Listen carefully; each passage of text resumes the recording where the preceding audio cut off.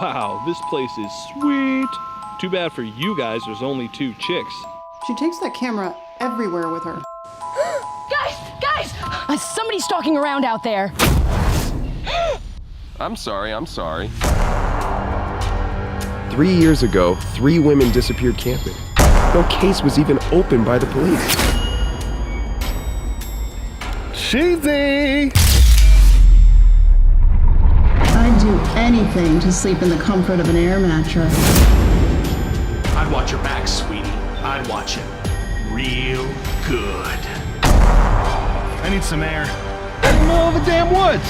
Semantics! I really expected you to scream. Oh my. At least you kept your head on straight. Oh God, no!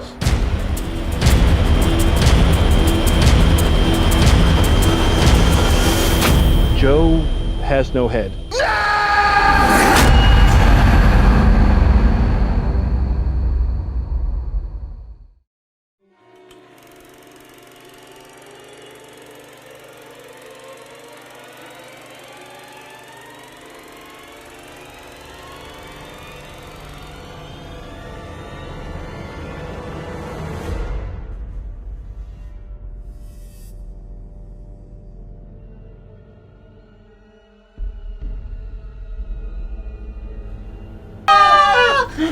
Do that one more time. Welcome to another edition of Real Talk. My name is Rich, along with my co-host Jon Bristol. And today's a special episode because normally Jon and I get together and we talk about the movies that we grew up with and why we love them and the impact that it had on us. But today we have a special episode because not only are we going to talk about a movie that's very special to all of us, but I also have the creators right here. The writer, director, actors, voice actors, puppeteers, producers, musicians. They do it all. So I want to welcome Jon. That's me. Mike. And Rick. And my name is Rich. And this right here is Elmwood Productions. Good chunk of it, yeah. Jon? Here we are. Well, we're in the Elmwood Natootie, which is what we call our studio. We're recording the newest episode of Real Talk. I'll do full-blown intros. I'm Jon Bristol. I co-host the show with you, and I wrote, directed, co-produced, built all the puppets, puppeteered, whatever else needed to be done for Head. Ricky Passmore. He was The producer, cinematographer, editor, voice. You did a did a voice voice. after the fact, yeah. Yep. And also, regarding you, before the movie starts, before the big premiere of Head, there was a short film that you wrote and directed, if I'm correct. The Walking Path. The Walking Path, which is a very Graveyard Gill. Which is sort of like the Joe Bob Briggs / Elvira. Puppetry, yeah. Yeah, so puppetry. Which leads into Mike was the lead puppeteer in Walking Path, and Mike was also for Head. Go on, tell what you did. I was Bruce and Head. I did all the special effects stuff in Head. Yep. He was in charge of all the special effects on set. Well, let's stop right there, because Bruce is based on who? Bruce Campbell, one of my personal heroes. Yes. Right now you're looking at a picture of me, Bruce choking me, I'm sure. Yeah, there we go. We can do that, yeah. But anyway, so we're here talking about Head tonight. It's the 5th anniversary of the release of the film this year. yes. How you and I met was I was on your Radio show, That Make Chatter, to promote a screening of Head that didn't happen because of COVID. But the good thing is it wasn't canceled, which is postponed. Postponed a whole year. Yes, so it's going to be March 2021. Yep. Now, where's that going to be? Still at CT Improv in Hartford, Connecticut, March 2021. There'll be a link underneath, and if for some reason it can't happen that night, it's still going to happen. We're going to find a way. So, I've talked with CT. If we can't do it there because it's too small, we're going to do it outdoors somewhere. We're going to still make it happen, though. So instead of being for the 5th anniversary of the film, it's now part of the 20th anniversary celebrations of Elmwood Productions. Yes. Which is next year. And this was going to be the first film from Elmwood that did not have puppets. Is that correct? Originally, yeah, that was the plan. Head was going to be, we did a couple short films without puppets. This was going to be our first feature film, our second feature film made, but our first one without puppets. And it was like in the 11th hour. I mean, you guys were both there for that conversation. It was in the 11th hour. We decided The casting wasn't going well, so The director. we fired him. Yeah, I heard about that. He was there for that, though. He was there for that conversation. He was there for the firing. He was there for the conversation about. No, it was via email. It was via email. I was a coward. He received a text. I was a coward about it. No, I wasn't a coward about it. It was just the best way to do it.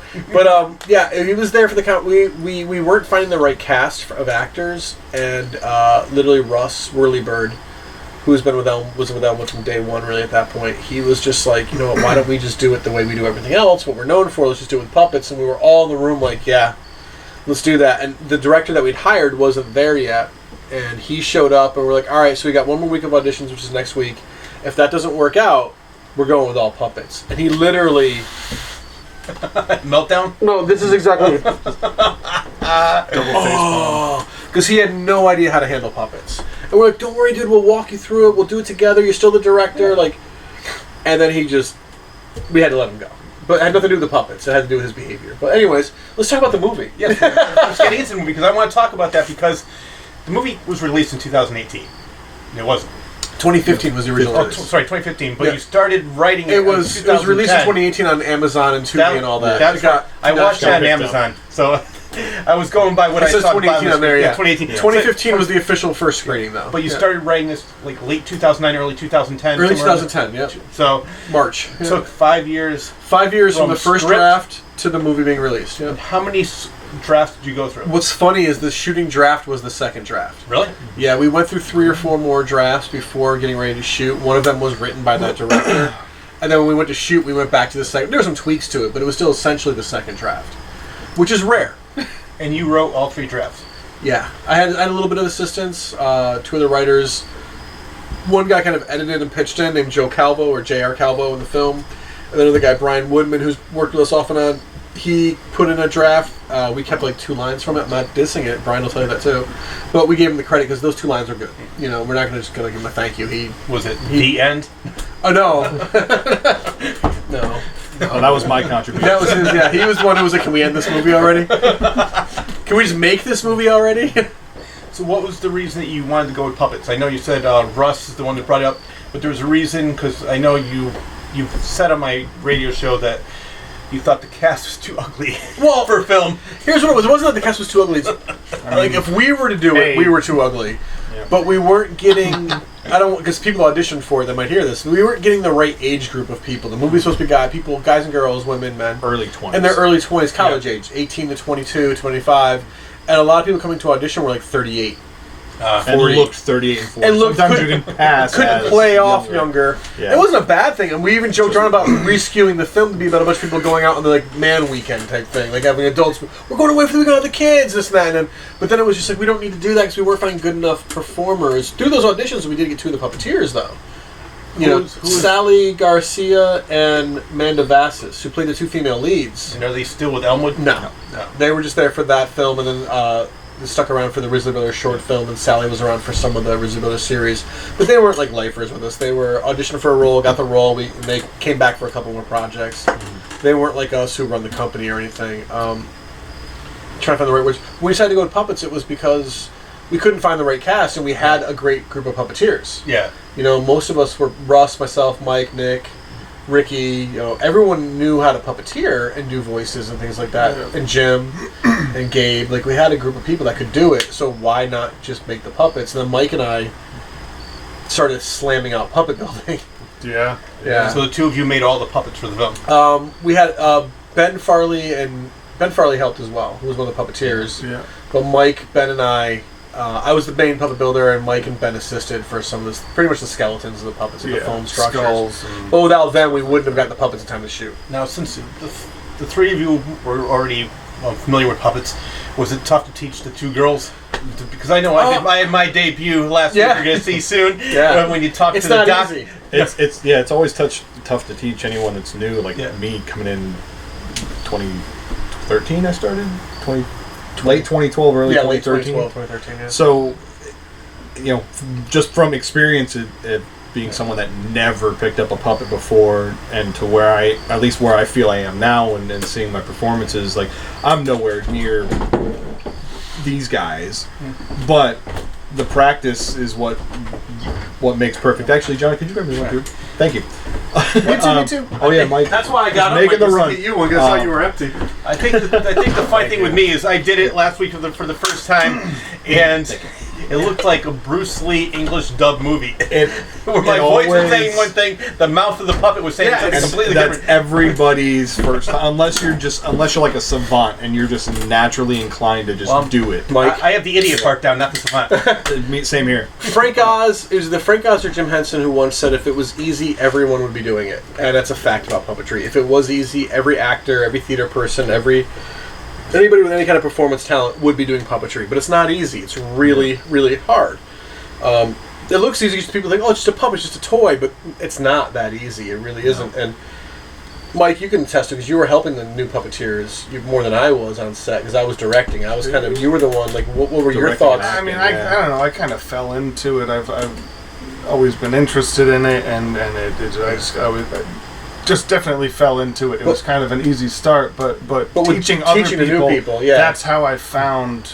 Because you were on Sally what normal difficulties were between people that didn't know what they were actually doing or never watched the stuff, and that was, I think that was the most challenging part, was finding the difficulties. Well, I think the hard part, just from my personal experience, was everything's the opposite. You're looking at the monitor and you're looking at the left. It's really on the right. So I'm turning my hand to the right now, but what I'm seeing, my hand is turning to the left. So we have a monitor now. And in the early years, we didn't have monitors. Sometimes we didn't use monitors. We weren't even using. I mean, on Head we use monitors for almost everything. So the question was, did everybody memorize their lines, or were they able to look at the lines? Because on a real movie set, nobody memorizes their lines. They do their best, but nobody can. And we all had our notebooks with our. We did the best we could, especially in my situation where I had 10 things going on. Like, even though I wrote it, I couldn't memorize it. And none of us are like actors.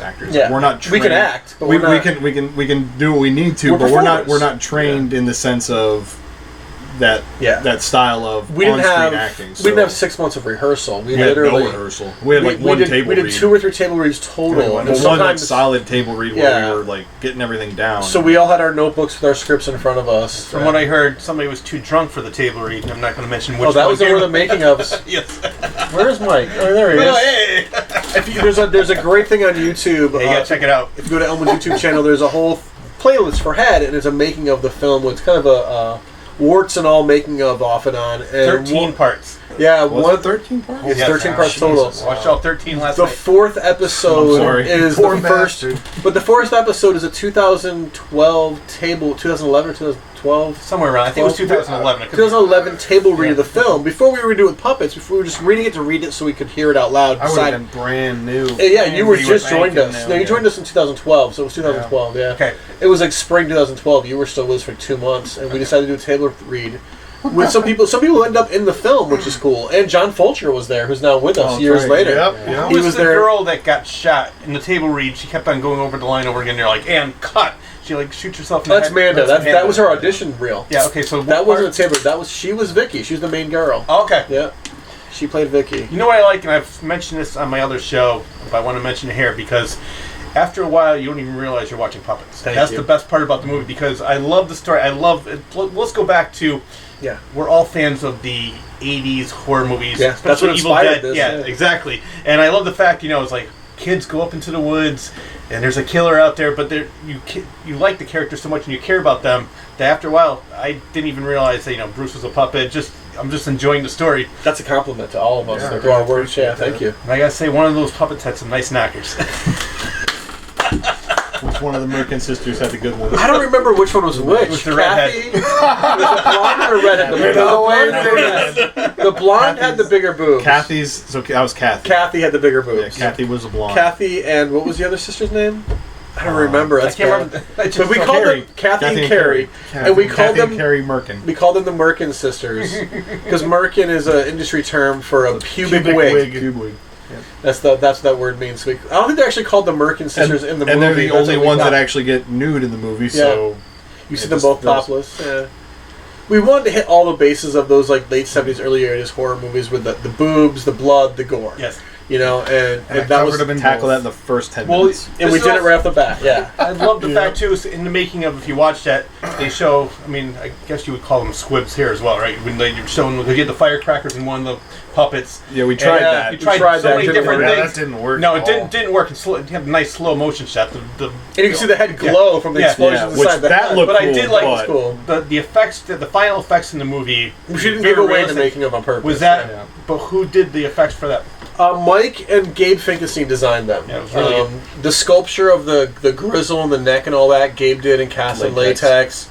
And Mike was the on-set tech for making the blood work and all that. We didn't have one blood. of the pump passes at the time. So We've got a pump pass now. Filled the hose with blood, and Mike just blew into it. And Mike did all we got that. one take, refilled it, change the angle, and do a lot of really grindhouse. The last scene we used a CO2 cartridge through a pump. The very last scene, when the guy blows his brains out at the end. Yeah. And that was a whole other debacle. We'll get into that. Was it similar to what Rob Bottin had to go through in Jack Ripper's The Thing, where his stomach opened up? It was sort of like the fountain in Las Vegas, Yes. and they're like, we have to do it all over again. Yes. So you have to clean up everything. blood not to that extent, but the blood came out so Very forceful that similar. it missed the target it was supposed to hit, and went it up went in the straight air. to the ceiling. So and Hit the ceiling and started dripping on us. you see that. So the take you see It's in the film hilarious. is the only take we got because And it worked. Like it hit the wall, but it also went like it spread. And we were looking to get a nice big splatter, but the problem was the tube was too narrow. So you got that initial. We've tried to flay it too, that which didn't help. and it didn't actually. help because Made it you got worse. an initial splatter, but then all of the rest of the blood that was in the hose just kind of streamed where it out wanted to and go. went right into the tarp in the back. So it worked, thank God, for what we needed it to. It was not our desired effect, but It was not. We didn't plan to hit the ceiling, and we didn't want to hit the ceiling, and we didn't. We were looking for a nice big splatter on the back tarp, and as soon as it blew through on the cut, you hear. We give it about a second. We hear cut, and I don't stop rolling yet, and John just goes, "Fuck!" Because the place we were at was a borrowed space. We weren't paying for it. We weren't supposed to make a big mess. Hence the tarps on the wall instead of really being a wall. And we have now covered their ceiling in fucking fake blood. We made a mess. Luckily, our buddy Gabe, it's his workshop and all that. He just laughed. He was literally immediately laughing. We're like, oh, thank God he's not mad, because he knew it would wipe off. But if you go into that place to this day, that workshop to this day, you can see little black, white. You see little red splatters in the ceiling, and when we wiped it off, it's just discolored a little bit. Yeah. Now, where'd you record most of this movie? Was it New Britain, Bristol, No. Plainville? The majority of the film was shot in Bethlehem. Oh, Bethlehem. Bethlehem. Well, I think, you know what, because I was watching the making of, and I saw like the different places that you were going to. I think one was New Britain, and they're like, Satan's been here, where you have to leave. Yeah, when we were The looking for Nazis. exteriors, we weren't happy with that. We had a spot in Bethlehem that we could set up and use week after week after week for the campsite. Was it similar to most movies where you're supposed to have some kind of permission to film there, but like all the independent films go rogue, and like, as soon as you hear the sirens, run? Well, so Unfortunately, with the campsite scene, it was private property, and we had permission to be there. Oh, good. Yeah, so we didn't have to worry about permits or anything like that because it's just... It was somebody's private property. Did you ever have any issues where somebody called the cops saying, there's a bunch of puppets Not in for the this backyard? Not for this one. Yeah, not for this one, but for other movies. And we got permission to shoot every place Everywhere we shot. We had permission because we shot there. We shot a bowling alley parking lot. We had permission for them. Actually, no. But like everything else, With we've the done. I thought I would the love shop, that. him shopping If I was an all innocent bystander, like, Yeah, oh, this some is of that cool, was I want to be a part of pirated, it. Yeah, you'd But think, that was just running in, use That there was one scene we one used scene the we stuck a store. camera into Ocean State job lot. I'll drop their name. It's fine. They're not going to sue us. Great store, by the way. Yeah, we snuck a camera into Ocean State. We bought our water cooler there. Yeah. And and we kind of did like where he's buying all the gear. Yeah. We just Rick just went with the camera up his sleeve and literally just Well, went. like I just walked in with it all around my hand. It didn't matter, but he had the puppet kind of in his jacket because you walk in with the guy with the puppet. Oh, we didn't use it there because we did the hand at the gallery. You hear that, America's Most Wanted, Ricky Passmore. Well, yeah, we just did where he's at. Not Rich Cyr, Ricky Passmore. Anybody getting us confused here? But yeah, anyone getting us confused? The Ocean State Bandit. We just shot the close-ups with like the duct tape and the tarps just getting pulled without any hands, but just you infer what you're trying to do. And we just got our shots, and then I think we bought like a couple things we needed anyway and got out. Got out of there. Right. So what I was impressed to was how it was filmed. You see the puppets walking. I like how like the puppets are looking like they're driving the Ranger. It looks like he's actually He was actually the actual puppeteer was Russ. Russ Whirlybird was the Ranger, and he actually leaned back in the thing and drove it, holding the puppet up so you couldn't see him. I have a shot. I have a photo of him. I was wondering how that was. There's a photo of him on the head blog. I think there's a photo Didn't of he him. sit on the front of the car? I sat to the side. No, to He shoot. sat in front of the shoot him, camera. and he just drove. Yeah, so Russ So I actually got the drove it. angle. Yeah, I got the angle of him driving. I got some of the Very wheels, impressive. but Yeah. I was We'll a put that little photo scared. up here of Russ. Yeah, you're you not guys- on. You're in the shop, but not on it. But there's a photo of me talking to Russ, where Russ is actually like in that position. And if you know Russ at all, He's a you'll know reckless. he's a daredevil. He's a he yeah. likes to That's ride nice. his bikes. That's He a likes nice to drive word for it. fast, and he likes to be a dick. And I'm sitting with my ass out of the front of this golf cart. And that's why he's no longer with Elmwood. trying to I was scare like, you. just, Oh no! I was like, just go slow. We don't need to go fast. It's playing all right. But he I wanted to just mess need with you. So he's doing it okay. And then next thing you know, we hear, and I'm like, fucking no! Like, He throws a chair at him. Yeah. we had that too. But he Dark. gave me a good little. I love Russ. Gave me a good little jolt when he kicked it in and almost threw me off the cart. And I'm like, dude, fucking don't do that. He again. had a gun. So we did a lot of like real driving and things like that. It's an attestament or a compliment to Ricky because you were the cinematographer. You really pulled those shots together, though. So. Well, even And when you driving see, I like puppets in the how back seat you when know they had worked. them driving the car, but all you see is the car, and they're like pulling the door open, the door open, wheels. and the coolers, Yeah. and putting the tents up. So the way you did the photography, it's said like after a while, it just all Simple blended tricks. together. Yeah, it's simple tricks. One thing, another thing from Henson is he always insists on the effect of like if people are going to see a movie starring puppets, they're buying a ticket to take a ride, so they're already agreeing to play the game with you. That this is puppets, so things may be different than a normal movie, and so they're already agreeing to let the fantasy take over. And one of the pluses with Head is you let the fantasy take over, and then you forget that it's puppets, like you said, because and it's part of the performances because we played it straight. It's part of the cinematography, part of the music, part of the lighting. It's all part and parcel of the film because everyone's agreeing to play the game. You know, anybody who hasn't played, doesn't agree to it, and has seen the movie, anybody who walks in that movie with, I don't want to see a stupid puppet movie, they're gonna leave You're already disappointed. checked out, yeah. They don't want to already see hate it it before it even anyway. started. Yeah. You know, and anybody who goes in going, I'm in for an experience, they're going to see a really cool movie and hopefully see something that will open their mind to new ideas. Now, Head, And it's just a stupid horror movie, which makes it even better, you know? those are the best kind of horror movies. And it's only an hour long too, which makes it An hour even, and 2 minutes. It's only an hour out of your day. I mean, we sat through way worse. But where did Way the title longer. come from? Should I answer that one? Obviously, it's a play on words. Yeah. Not really. It's just. Well, I know. I mean, seeing the movie, but Yeah. if people didn't see the think movie, yeah. I don't want to give it away. I think it's just more of a. It's just. It was necessity. Yeah. When I wrote the first draft, it was a working title. It wasn't going to be the final title. I couldn't think of anything better to call it. I'm also a big Monkees fan, and they had a movie called Head, which is amazing if you haven't seen it. Forget everything you know about the Monkees and watch that movie. But I just call it Head to call it Head because if you're watching this, you've probably seen the movie. And if you haven't, pause now, go watch it, and come back. Okay, you're back. Everyone gets their heads cut off, you know. So I was like, we're just gonna call it Head for now. We'll come up with a better title later. Yeah. And the whole plan was to write that script just to get it out of my system and maybe sell it, and then we stuck with it. And it had just, I mean, up until we were ready to shoot, I think we were kind of trying to come up with a new name. Right around the Kickstarter. The we're just, like, Kickstarter, stuck well, in- yeah. We're just calling it Head. And it just we couldn't change the name. We were so attached to it at that point. We just kept calling it Head, and it just stuck. So we couldn't think of anything better. Well, that's another thing I wanted to bring up is because going back to the Evil Dead days, Sam Raimi and Bruce Campbell, there was no such thing as Kickstarter back in '79. No, they knocked on doors. So they knocked on doors, said, you want to be an executive producer? But now with the internet, you can start a Kickstarter or a fundraiser and have people... Yeah. So how much money was donated to the film, and what did people get? We asked for... Actually, I'll let you guys answer it, yeah. We asked for 3, we got $3,300. Which means we took home 3 after the fees. $3,000 and $3,000 and got $3,300.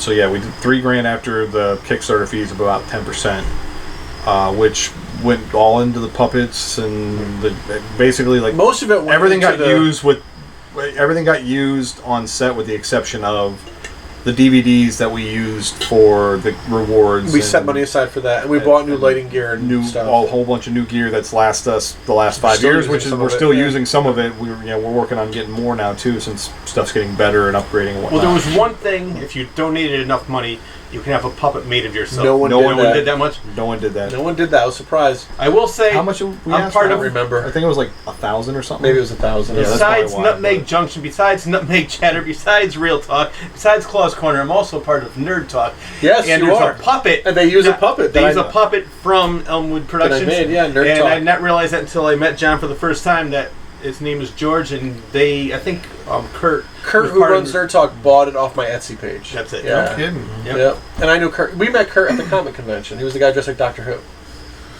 Who made his Friend by Two Head DVDs.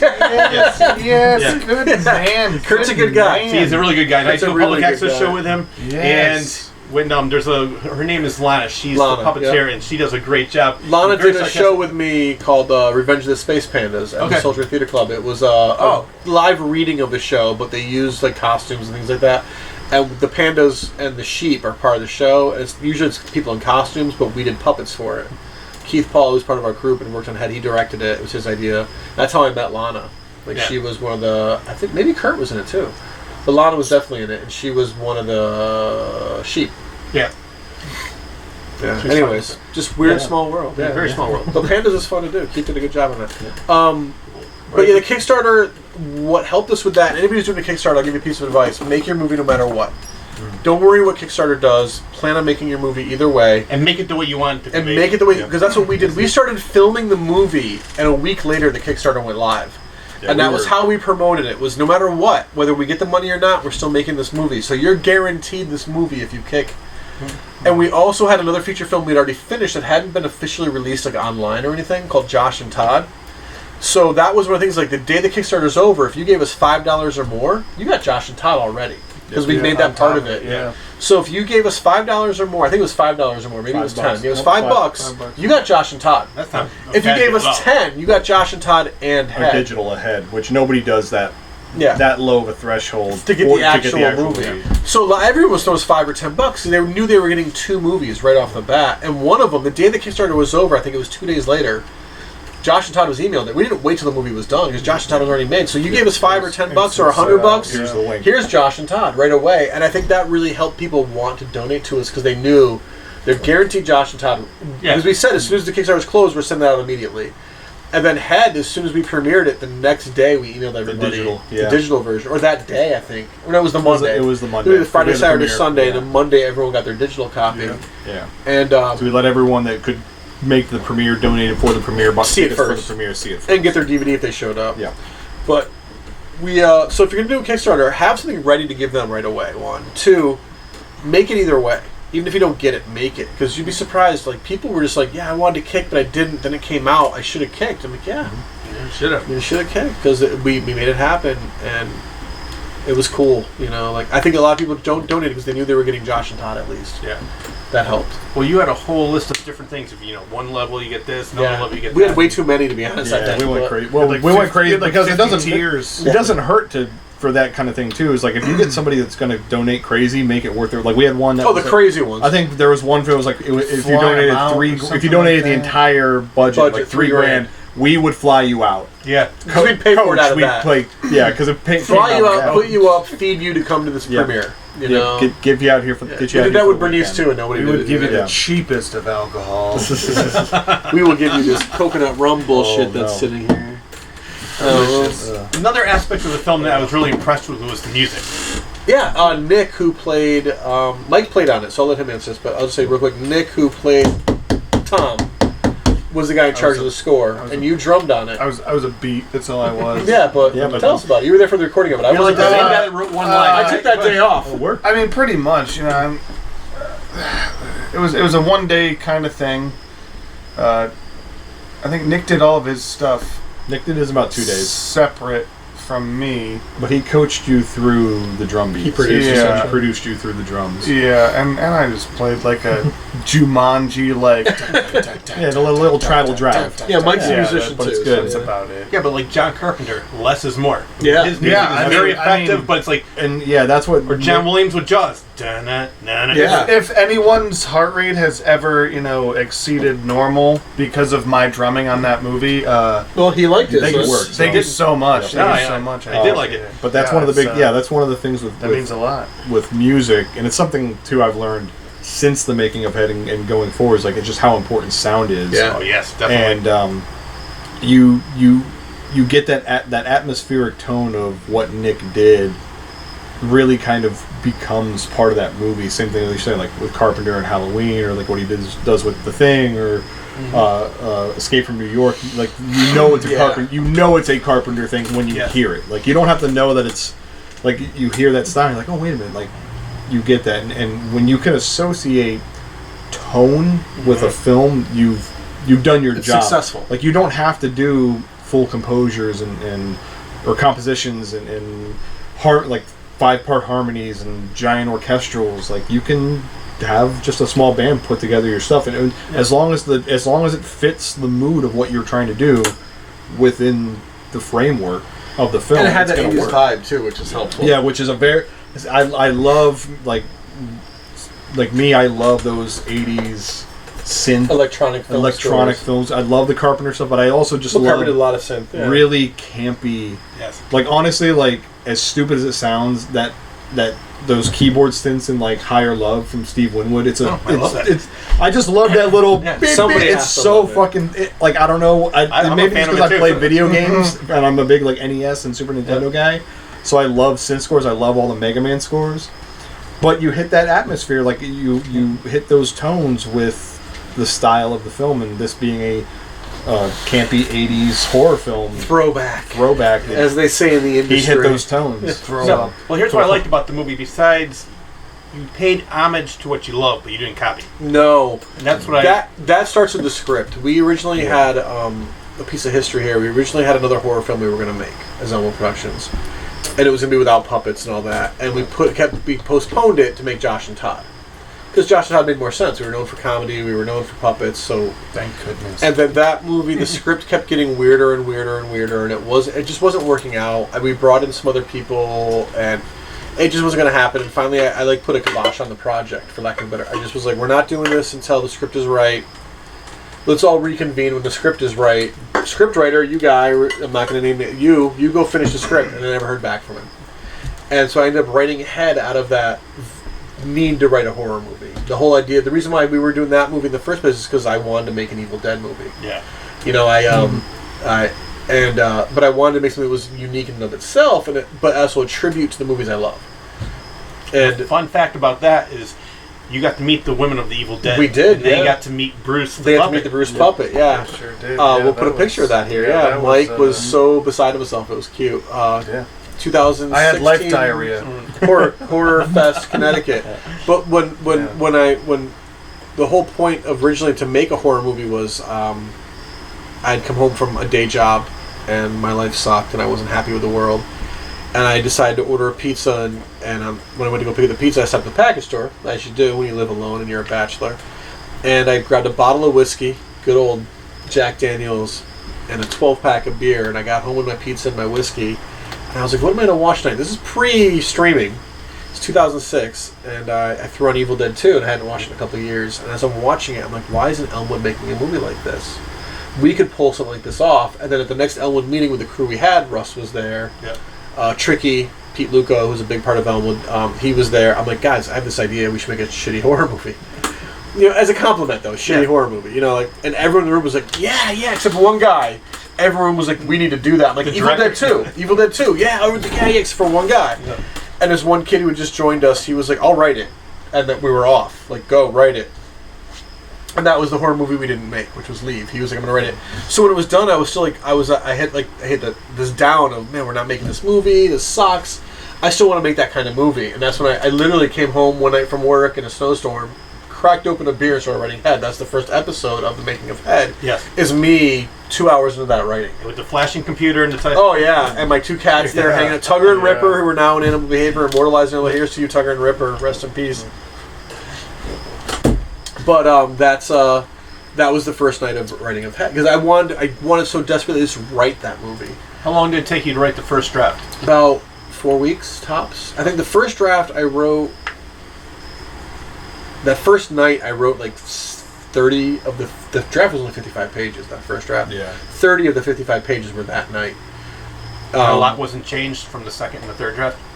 The second draft was just a little bigger. Yeah. The third draft was the Joe Calvo draft, J.R. Calvo. Yeah, well, there's one in the making I wanted to talk about because I don't know, I can't remember what his name was, but he said, why don't you have his name Tom in the movie? Why don't you have him explain more and you could show less? That was one of the things I think he was talking about.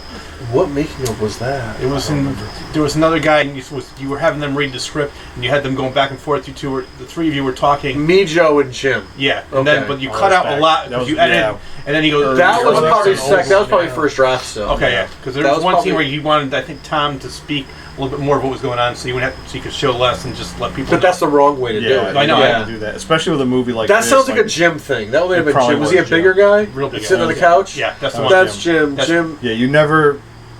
Jim and I were supposed to co-direct the movie originally. Okay. And then we brought in a different director, and then Jim and I decided to take it back over, and then Jim just wasn't prepared for it, so I directed it on my own. That's the politically nice way to say it. Wasn't prepared. He's a good guy. Just wasn't his thing. But horror isn't his wheelhouse either, so it didn't help. And especially with a movie like this, in this genre, you have to know the more you... They always say show, don't tell. Yeah. And a lot of very viscerally based films should be shown and not told. So whatever minimalist... Oh, yeah. Sorry. Keep going, Ricky. What's nice about drinking a really, really strong hoppy beer is like you don't chug it. Ricky's been chugging Flex Seal for the last 3 days. Yeah, you should see my intestines. They ain't going anywhere. But bowling is all over the place. Yeah, that's right. I sawed my boat in half. But they say... Okay, Rick, they say... That's okay. I got on your face, though. Sorry. No. Stop yelling at me! Stop yelling at you. I know. They always say show, don't tell. Yeah. The more you can be visual, the more visual you can be. Film is a visual medium. Yeah. But when you bog it down with exposition, and it happens a little bit. It's similar to a book when you don't want to hear the narrator. You want to hear the two people talking instead of somebody narrating.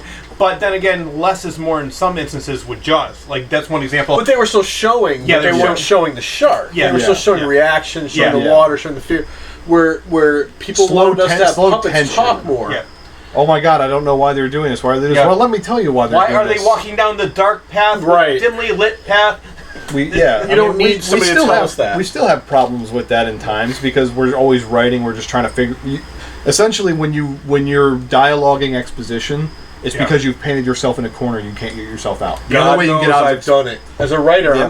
We all have we've all done it as a writer. I know I've done it. I'm the worst writer ever. Damn it! Ed won so many awards had nothing to do with the writing. But that's what you've got to always like think awards, about. You also had great compliments from Ain't It Cool News, Dread Central. Mm-hmm. Those are two big. Yeah, Ain't It Cool? It's funny. Ain't It Cool really liked the movie? Dread Central liked the movie. Yeah. A couple of their websites really said really nice things about the film, and it's kind of humbling. Yeah, because we didn't make this movie for anyone but us. So once the movie was done, did you send it out to different festivals? That was our executive producer, Chris Jurowski. We just kind of like said we did it, and that was it. We don't make movies for festivals. We were kind of happy after that. We don't make movies for festivals. We make movies for us, and if other people like them, that's awesome. We know if we like it, other people will. We've had that conversation. We basically were thinking we got the DVD out. Yeah, we got the Kickstarter done. We had our own. We got it out to everyone. We have a VHX page so people can buy it from there for $5 if they wanted it. And that was it. Like, we're just on to the next thing. On to Risley Brothers. Well, Elmwood has a great motto. John, tell me, we were talking about that on my show. If we are entertained by it, somebody else probably will be too. You know? And we brought this up again too when we did our Jaws show because I said there's a movie there for somebody. And I had a friend who said Jaws Revenge was her favorite. So I said, the worst movie in the world, there's going to be a fan out there. And that's the thing, like, we didn't make it for anyone but us. Yeah. We knew that this one was a little bigger because we did do the Kickstarter, so we had some people to answer to, technically.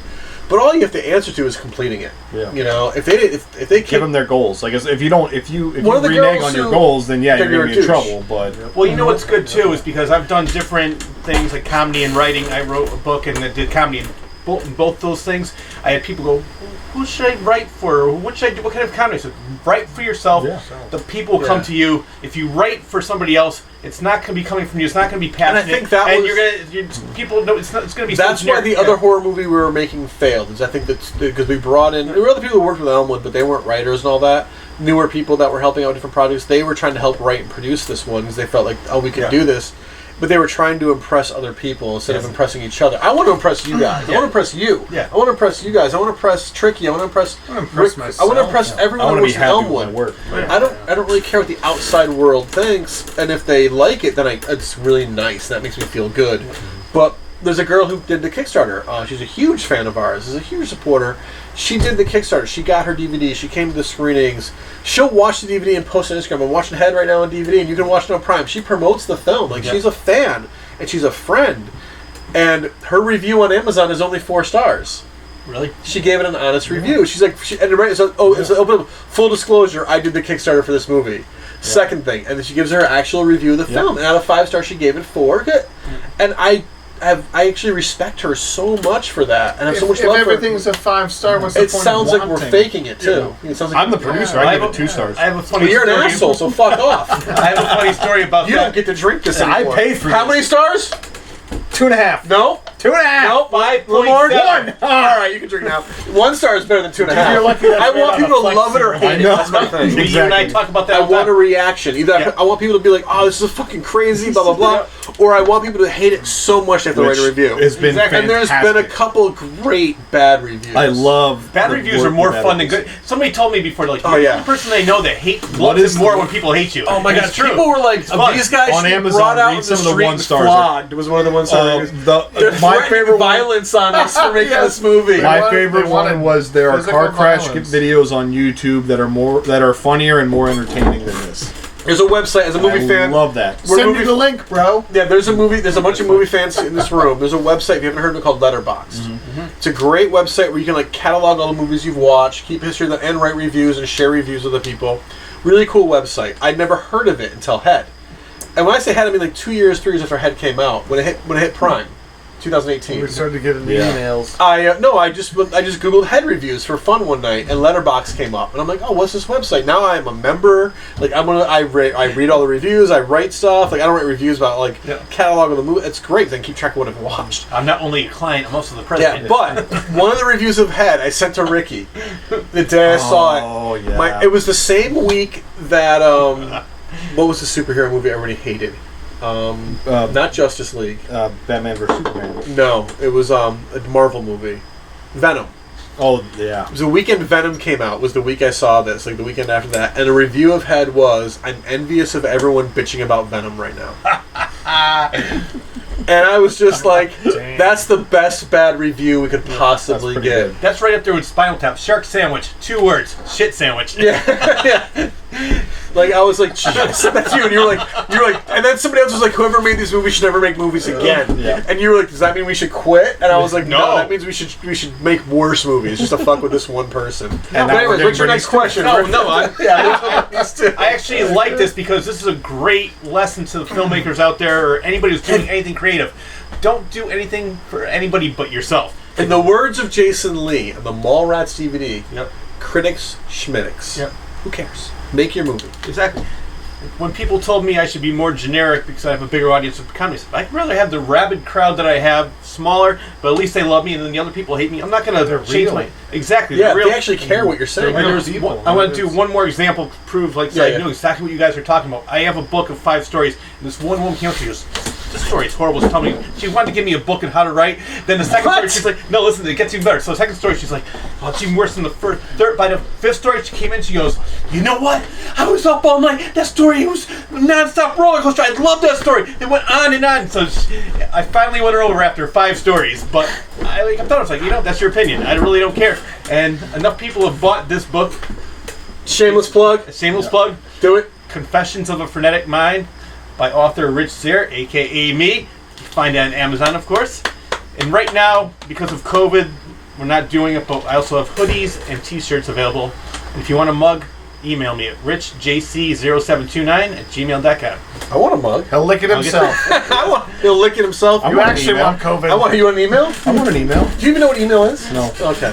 You don't want to know. There's lots of porn comes to it. It's a different kind of guy. So you don't right? I want to know now. That's the only reason I have my Gmail address. And mine, if you're lucky like me, mine's autographed. Yep, He wrote a whole 5-page tirade. I was going to say it's longer than the book when I wrote to him. John, you yeah, smell damn. funny, and your mom dresses you weird. And if you're really lucky, You have no you'll get friends. tattooed on the mic. Yeah. But it was my a back really is cool a whole book. other story. Anyway, so back to Head. Back to Head. I just wanted to say the whole part of that was do whatever you're doing creatively for yourself, nobody else. And I love the fact because the movie. Some people are gonna hate it, some people are gonna love it. I loved it because I love those old 80s, 70s horror movies. I want to see, you know what, Elmwood Production does Phantasm. That's what I want to see. Oh my god, we could do a film like that. We definitely could. Yeah, probably could. I kind of think like the Head 2 script is kind of like that. You can definitely do two goofy guys trying to write a rock song on a porch for about 5-10 minutes. Dude, you're as hot as love, right? Sounds like a regular Wednesday. We got that drum set now. All right, so I guess we'll talk about that now because if you didn't see the movie Head, it sort of ends on a cliffhanger. It has an ending. It has an ending. But it does the classic horror thing where it immediately opens it up for a sequel. Exactly. Yeah. So I guess when you did that movie, or did you already have a sequel in mind? Or you just thought that was going to be a one-time horror movie? When we shot that bit, that wasn't actually in the script even.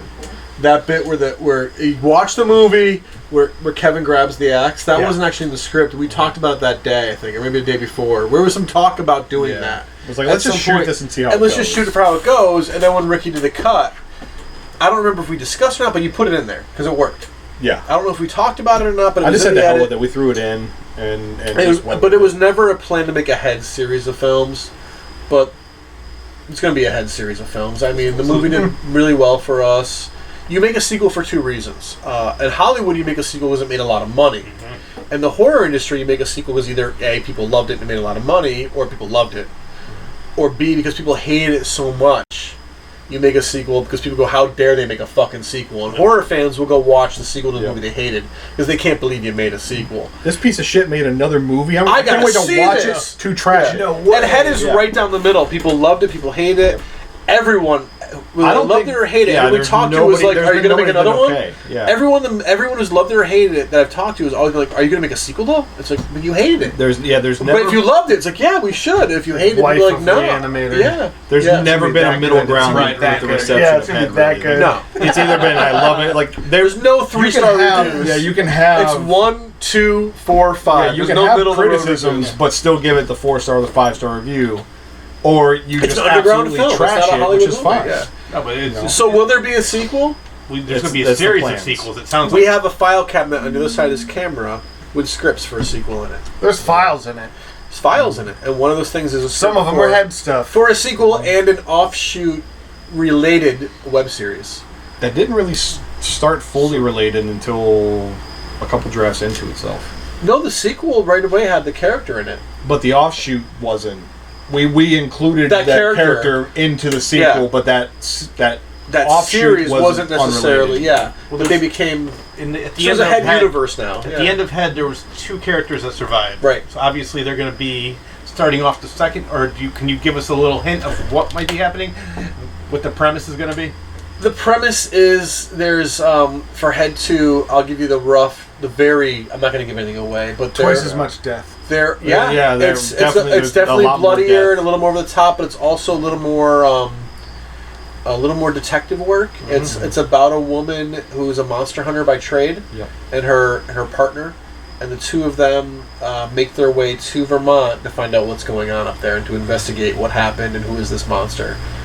And so it's a sequel to Head in spirit, but it's very much its own movie. Mm-hmm. A couple characters do come back. They don't last long. Yeah. But then a surprise character does last long. That's all I'm going to say. We're not a character that you don't think will come back becomes a very important part of the film. It's set up very much like Army of Darkness, where you don't really need to see Evil Dead or Evil Dead 2, even though you should. It'll be its own movie. But it'll be self-contained within its own world. And there's also a Head 3 draft, which is its own movie as well. But that's had you have seen the other two... That's just John pooping on a binder. That's just kooky. But is this going to be... And we're making it, just work. I don't like you. No, just kidding. No, but it's way. Just the general idea is way the fuck out there. Hey, listen, I really like when people put on binders. Exactly. Okay? Well, that's why I said that's why it's put on a binder. You do have a weird fetish. It's way the hell out there. But what I liked about Head 2 is and it's more the ideas. Like Head 3 just more has the ideas we want to do in a movie versus the actual Like, it has the narrative. Head 2, they're all their own movies taking place in that universe with that same killer. So they're all going to be feature-length films? Oh, yeah, these are going to be longer. The original one was only an hour and 2. The sequel and that was should be because 90. of Graveyard Guild. Like, the original was only about 50. The sequel should be about 90. 38 seconds at least. Yeah, 28 seconds. We'll double it every time. But the third one, they'll both be around 90 minutes. They're going to be feature-length films. The series, each episode is its own length. They're kind of going with that Netflix model that we kind of invented, where we make a series long enough. Every episode is its own thing. There's no set time. You make the series tell its story. Each episode could be 50 minutes, could be 25 minutes, could be 35 minutes, whatever it is to tell the story. And that's 7 episodes total. Actually, a pilot, a short film, and 6 and a short. much like Risley, like Risley, was a short film first, then we made the series. That's how this series. The series is called The Finding Monsters. We've already promoted that a little bit, that it exists, and now you know it's tied into Head. Yeah. The series ends with them going to Head 2. It's like a prequel to Head 2, which is cool. It's its own thing, but the last episode leads into Head 2. Yeah. But if you never saw Head 2, the last episode is an ending of its own. It's not like they're, Nor you do similar to what Army of Darkness did, sort of have like a rehash in the very beginning. Nope. Head 3 has a bit of a rehash in the beginning because the two guys... Head 3 has a callback. Has a callback because the two guys in the beginning of the first Head, Sammy and Frank... Sammy and Frank, yeah. Frank's just straight up dead. Yeah, so was Sammy, though. Well, no, I mean, like... The puppet's gone, too, yeah. We still have Sammy. The opening scene of Head 3, you actually see Sammy alive. And he's in his dorm talking to his roommate about how, I'm sorry you can't go camping, but we're going camping. Then it cuts to a year later because Sammy's gone. The roommate's trying to figure out what happened to his friend, and then he ends up in Vermont looking for his friends. And his name is Dean. So that's kind of where Head 3 goes. If we make the Head 3. Let's make 2 first before we get to Head 3. But the plan is for a trilogy. And if somebody wants to pay us millions to make 4, 5, 6, 7, we'll do it. We're down. But or hundreds of thousands the way we make movies. I want millions. Give us $5 million and we'll make 10 of these movies. God. Aim high and let them talk you down. No, but give us $5 million. We can make 10 Head movies. Yes. Yeah. Hollywood, are you listening? New York, are you listening? We'll give you a puppet that somewhat resembles you. Australia, are you listening? Anywhere. I will drink so much. I was about to say Romania. Romania. Bethlehem, Connecticut, are you listening? Czechoslovakia. Or the Czech Republic, since Czechoslovakia doesn't exist anymore. You idiot. Anyways, where is this movie available? Head, Mike. Take it away, Mike. Where's Head available? Oh God, I don't even know anymore. Tubi. Is Amazon still? It's for available to buy, rent, or watch. Specifically, Amazon Prime. Yeah. Yep. You can rent it and buy it too there. Oh, no kidding. Yeah. I don't even know anymore. So the movie is worldwide. There's so many of them. It's still I got iTunes? it. It's iTunes, I believe. Amazon, all Amazon platforms. Tubi, VidiSpace, which is an up and comer. Steam, Screenbox. Steam. I forgot Steam. Yeah, It's a video game thing. It's on Steam. Yeah, it's on Shudder. Yep. That's Screenbox. It's not on Shudder. Screenbox is their competition. We're on Screenbox. I don't think we'll end up on Shudder because we're on Screenbox. Yeah, right. Those are the big ones. Shout out to Terror Films, our distributor. Yeah, Terror Films. They've been super, super awesome working with us. They put out some great movies. They've got you've probably seen the Hell House trilogy. They've put that out there. They made those though too. Yeah. How'd you get involved with them? Paid money. Yeah. Okay. All right. So here's we're going to give you guys all a lesson. We gave them dollars. I'm going to give you guys a lesson. The $5 million you gave him went right to Terror Films. Yeah. A lesson in independent film distribution. You can do it yourself. You can do a space like VHX, like we've had, which we're shutting down. But you can put it on your own website and have people pay you. You can do a million different ways of getting out there. If you're an underground independent film that's looking for distribution, all of these companies will make you pay, and that's not a bad thing. Pay to play. If you believe in your film, throw the money out there. You'll make it back if your movie's interesting, at least. And and we don't pay them. It was a processing fee. It's not like we gave them a credit card and every month they pay us a fee. Like we pay them a fee like Amazon and the membership at Netflix. Yeah. No. We had to pay them a certain amount of money so they could break even on the film, to process the film properly, to master the film properly. It's like you're paying the guy who edits your film to fix it, essentially. And then You could do that? I said to fix it. You fucked it up. Listen, we had Flexi the whole time. We had Flexi the whole time. We didn't even need it. No, Flex Seal wasn't out in 2014, 15. We were Bullshit. Yes, it was. It was out when I was. It was just called Gorilla Glue. And it was called duct tape. It's called semen back then. Semen stains. Jesus Christ. But anyway, so if you make your movie, do your thing, get it out there. But like, so like saying we paid Terrafilms, no, we did pay Terrafilms, but it was a processing fee we had to pay essentially. It's like you're buying a house; you got to pay a fee, you know. And now the movie's out distributor has to agree to pick up your film as right? well. And they have to believe because in your film. they have to see profitability because it's a bottom line industry. Like they got to see, but also at the same time, you get some people that'll take a chance on a little guy like us. That wouldn't have been seen on Prime or wouldn't have been made into Tubi makes it there because of these guys. And then you make money back, and every 3 months we get a check. You know, every 3 to 6 months we get a check. It's not much, so go on to Tubi and Amazon and watch it, so we can get a little bit more, so we can keep making more. Yeah, or so that's where you can watch it. There are those places. Another thing you can do to support us though is we have something called Coffee. I'll put the link right here. KO-FI. It's a crowdfunding website. It's not Patreon, so we don't hit your bank account every month. It's not Kickstarter, where it's a big thing, but you go on there and you can donate us. Don't give us some money to make our next project. Essentially, throw us a couple bucks, and they call it Coffee. KOFI. You also get some No, not from that one. Not that one. You buy us a cup of coffee is what it is. So it's a minimum of $3 in $3 increments. If you were to throw us like $200, we'll send you a fucking T-shirt. You know, like I mean, we'll send you Mike for it. Yeah. $200, Ricky will give you without a T-shirt. Mike will wear his T-shirt for $200. 200 might be able to. But what we're saying is like it's a cool thing. It's not like Patreon though. There's no commitment. You can just throw us some money once and be done with it. You know, and that's kind of nice. We like that. We appreciate it because it helps us pay our bills. We're a one and done crew. You also have merchandise for this film. We have a cafe press page, and there's coffee mugs, T-shirts, hats. We're looking into thongs. We're looking into a different site later, but it's the same concept as Cafe Press, so we're still there now, and it does okay. So if you want to buy a head shirt and wear it, that's cool. You know, I'm not going to argue with you. That'd be sick. It's free promotion for us. You know. Yeah. And how is since Head came out, 2015, 5 years ago? How has Elmwood Productions changed since then? We've only gotten better. Yeah. I mean, like Head was a pinnacle. Yeah. For me, I've been doing it for 20 years now. Next year will be 20 years as Elmwood Productions. Wow. I was doing it 5-6 years before that under another name, essentially. Not necessarily film, but like a creative arts in general. I had a brand name. Changed it to Elmwood Productions in 2001. But I will say, the Head crew, the people that made Head, carried on to the Risley Short. And then the Risley Short became the series, and things developed after with that, with new people and some changes. And every single project we've done coming out of Head have been better in quality. Mm-hmm. You know, I'm not going to say they've been better movies or better projects necessarily, but like for me, Animal Behavior and Risley Rose, I like those better than Head. I like watching them more than I like watching Head. Maybe it's just because Head was so much for so long. I still love Head. I mean, like I watched it like 2 weeks ago on Prime. Like I just sat there and like. Because now that it's been spent so long, I watch it as a fan too. Yeah. It's not. I don't watch it and like critique my performances anymore. I've let that go. But you relive all the stuff. But I'm laughing at all the behind the scenes stuff. I'm not upset about anything. About anger. You can imagine. I'm watching it for the good times we had. Yeah. But where have we gone since then? I mean, we made Risley Brothers, a short film and a series. We made Animal Behavior. We made Jungle Man.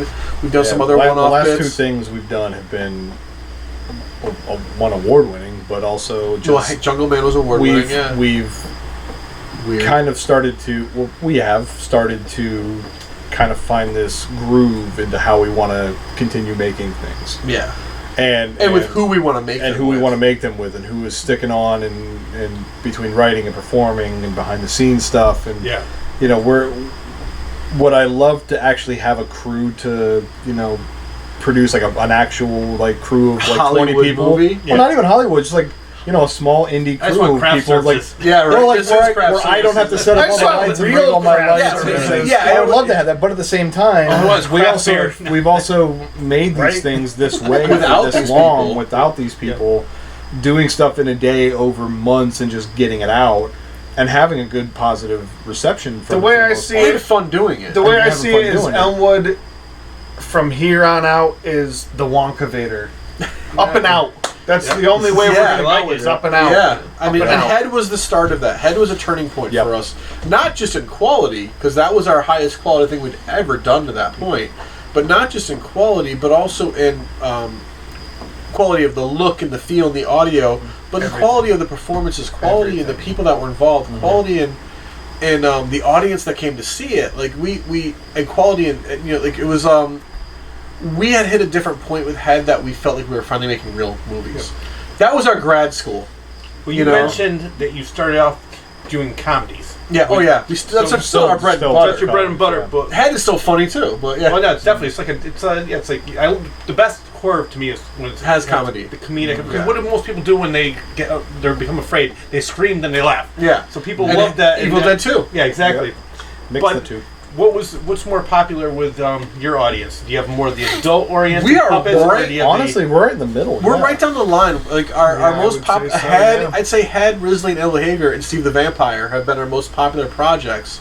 Oh, with the exception of Head, they're all PG-13. Animal Behavior's PG. And Jungle Man. But Jungle Man wasn't as popular, I'd say, as even Josh and Todd. That's just never got out there. Jungle Man's just the ball is just getting rolling on that 2 years later. You know, it is.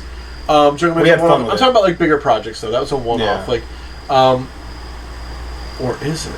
But we PG-13 is where we're at. I think for we're gonna be able to rating because you hit this huge broad audience. Risley Brothers was PG-13. Steve the Vampire was PG-13, and those were things that people still ask us for doing more. Animal Behavior was purposely younger because we had never done anything for kids, really.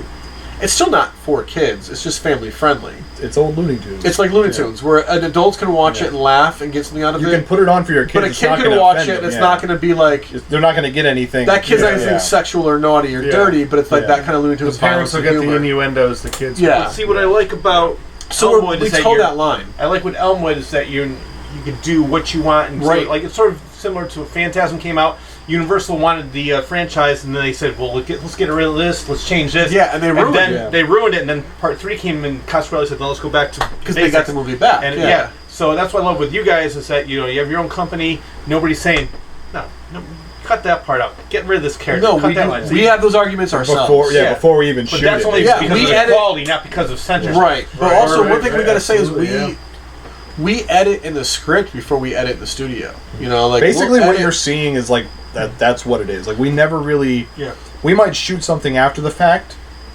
because we come up with the idea. Graveyard Guild. Because we come up with the idea and we think like either we out of necessity or just like this is a really good idea, let's figure out a way to make this work. Is that how your short story came into play? Yeah, because we just needed time. We were coming in at 50th. We literally shot everything on the page. On the Kickstarter, we promised a feature film, and we were coming in shy of an hour, and we needed. And a feature film was 60 minutes or longer. Yeah, that's the legal. Technically, in the Hollywood standard, a feature film is an hour or more. Yeah, and I mean, fuck Hollywood standards, but we promised. Well, that makes sense for a feature. But we promised people that it's still a movie, regardless. But we promised a feature length, and we came in at 50 minutes exactly. I think. It was right around 50. So we were short, and this was January. The movie was coming out in March, and it was like, how do we make it longer? And it was February because we had it cut. No, we didn't have, but we hadn't shown anybody it yet. This was January. We were cut. We were premiering at the end of March. So this was February when we were shooting. Early February. So we it was a meeting with me. It was a regular Elmwood meeting. These guys, we were all autographing the posters for the Kickstarter. Oh my god! Yeah, it was. And to send out, and Ricky, myself, and Russ went into a separate room, and we were like, "How are we going to make this movie longer? It's not. We need 10 minutes." Yeah, we got nothing. There was like, and you're like, "Is there anything on the cutting room? Is there anything we can we stretch make it?" Can we stretch the credits longer? Nothing. So who did the editing? Ricky did all the editing. Yeah, so I did all the editing. All the dubbing. Were there things that you cut out originally and said everything that we shot is in there because we cut before we filmed. We edited the script before because when you're making a puppet movie, 82-page script that came out to like 50 minutes, which happens sometimes when you're making an animated film, which is much like making a puppet film. You try to edit before you film because it's a lot of money to animate something. It's a lot of money to make puppets you're not going to use. So we looked at the script before we started shooting, and anything we were going to cut, we cut before we even shot it. We knew it wouldn't work. That's how animated movies are made as well. They don't shoot things if they think they're going to cut it because it's not. They'll go back and add it later if they have to. They'll postpone the film and reanimate, but they won't do more than they have to. That's why there's no ever cut scenes on an animated DVD. Yeah. Similar to Aladdin, Robin Williams was in the booth. It's like, just film it. And then they figure it out. Let's go from there. But plus, you dub. You do that. But you do those voices in an animated film before the movie's animated. Yeah. We're puppetry. We're under the puppet doing the voice with the microphone, and it's the puppeteer is doing the voice. And how many takes did you do for each? Oh my god, depending on the take. Yeah. Sometimes we get one and done, and it's like fuck it. Yeah, but we try. I mean, five. Yeah, five. I think the max we've gone is like 12. And that wasn't even on Head, I don't think. Yeah, but just Grizzly, in general. Yeah. But, so to make Head longer, I don't know who said it, but let's put Walking Path at the beginning of it. I think it was you. Let's add. You know what I know. Let's just throw it in there. And I'm like, I well, know. how do we I was do? like Disney. Disney always puts a short film before their movie. Not to pet out time, just to promote whatever they're also going to promote in the theaters. Pixar is the same thing. But Disney's, but I mean, Disney did it first forever though. Disney's done it since day one, and since Snow White, you know. And I was like, let's put Walking Path because it matches. And then you were like, what about who's the guy in Ohio? Goulardi. He's a horror movie host, a local horror movie host. The Ghoul. Well, the two different guys, Goulardi and the Ghoul. Why don't we do like a horror host? And I'm like Elvira, like Captain USA, or Gilbert Godfrey and Up All Night USA, Joe Bob Briggs, Rhonda. Like that's where, you know, or like, let's really Vampira, you know. Oh yeah. Let's do something like that. And we were like, yeah, we can do that. And Russ was like, yeah, we should do that. We can come with something. We come with skit. Then we'll bring him back at the end as well. That's why Graveyard Gill shows up at the end because we have a bumper at the end. So he comes in, outro the movie, show a short film. He introduces that, then he introduces Head, movie, outro. We'll build it up. And Graveyard Gill, we had no design. We had no idea. We were literally, this was February. Like, it was like you were like, I'm designing. You were like just let me build the puppet. I'll figure it out. You wrote the script, and he wrote. You also wrote Walking Path, which was released 2 years earlier. But it wasn't as a 24-hour short. We just did. There was no contest for it. It was just like we did it to do it. We just do it, and we shot it in one day. Shot it and cut it in one day, and then I remastered it, wrote it later. But I liked it because it was a great way to create the atmosphere for what's going to come up. Right. Adding that movie made sense, and then I went home, and the next day I'm like, I have to make this fucking puppet now, which is fun. I love making puppets, and I had no idea what Graveyard Gill should look like, and I was just scrolling through Pinterest. Like I was on Pinterest. Just scrolling, looking at puppet designs, and randomly in the middle of all these, just getting ideas. Yeah. In the middle of it all, a picture of John Waters popped up, and I was just like, saved it, put it on my screen on my computer. That's funny. I had that skull already built, and the yellow was already on it, and I'm like, I'm just gonna take this thing that never got finished and turn it into John Waters. Because John Waters' head is a lot longer, more oblong than round. Yeah. He's more of a Bert than Ernie. But I was like, he was the inspiration for Graveyard. And who loves? And John Waters is the king of bad taste. Yes. So would Graveyard Gill be. So we made it John Waters. So John Waters, if you're watching, thank you. Now, you're not, but thank you. Do you create puppets that look like the puppeteers? Yeah. I've got. He had hair. Yeah, I had hair. You emphasized my hair at the time. Ricky had years. Ricky had hair. You played up the bald spot, but now I'm just like totally. There's a Mike puppet over there. Yeah. There's a puppet of I make. Yeah, my long beard. Yeah, I'll make puppets that look like people. I don't do it usually like for Head. Yeah. None of those puppets are supposed to look at the puppeteers because we made the puppets not even knowing who's going to play the parts. Yeah. But Animal Behavior, the John puppet is based on me. The Gabe puppet is based on Gabe. Risley Brothers. Tricky is based on our buddy Tricky, Pete, who's part of it. Wes and Quig are based on people, real people. Like Schmutzy is based on a guy named Pat Carroll. Hey, Pat. Hey, Pat. Pat's a great guy. He'll probably watch this. So and Pat, you're self-taught in making puppets? I am. Yeah, 100% self-taught. I learned from a couple people as time went on, but originally 100% self-taught. Yeah, and then I've done workshops and things like that. But up front, you watch that early Elmwood stuff. That was all self-taught. I've gotten better as time goes on because I've learned from other people. That's the best way. Just keep doing it and get better and better. Now, as a director, did you let the actors improv? Yes, a little bit. Haven't skipped. My thought process as a director is do it the way it's written and then loosen up. Yeah. You know, I want to get what's on the page so we don't miss something. But if you have a better way of saying it, that's take 2, take 3. Once we get the take we need, let's have some fun. Sometimes there's no better take than the actual the writing. But yeah, there was some improv. I mean, there's a whole scene in the movie, like a whole skit where they're talking about squirrel s'mores. Yeah. And that was just the three of us, Mike, myself, and Ben, just riffing while we were warming up. Completely improv. We were warming up while he was warming up while he was getting ready to film something else. We were waiting for the light to get down. We weren't ready yet for our night scene. I'm not going to make squirrel s'mores. Yeah, we weren't ready yet for the night scene. That whole little bit was made up on the spot. And we were just like, let's just shoot something to shoot something. That's the only really filler. Yeah. That's the only really filler that happened in the movie. Yeah, is that bit. But, so yeah, improv, especially like with Risley Brothers and Animal Behavior, there was a lot more improv than on Head.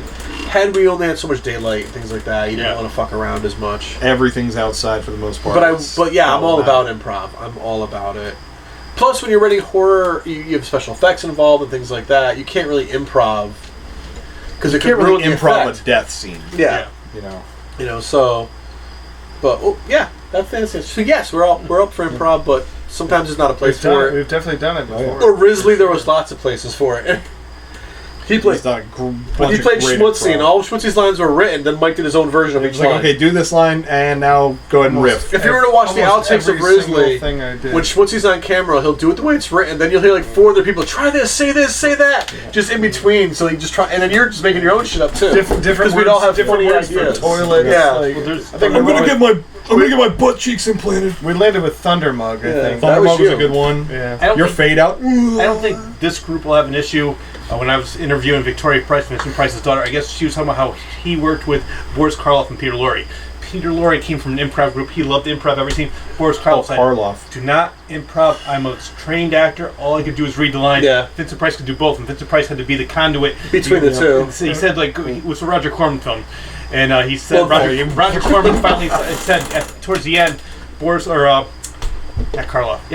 started improvising, but they said, did you ever have that issue where, say, Mike's going off on this tangent, and then somebody goes, whoa, how do I respond to that? Because they're not really as good at improv. No. It seems like everybody I've met with Elmwood has a great sense of humor. We had Risley and had... you play off each other. We played off. There were some people who weren't as quick as like Mike or I, especially with Risley.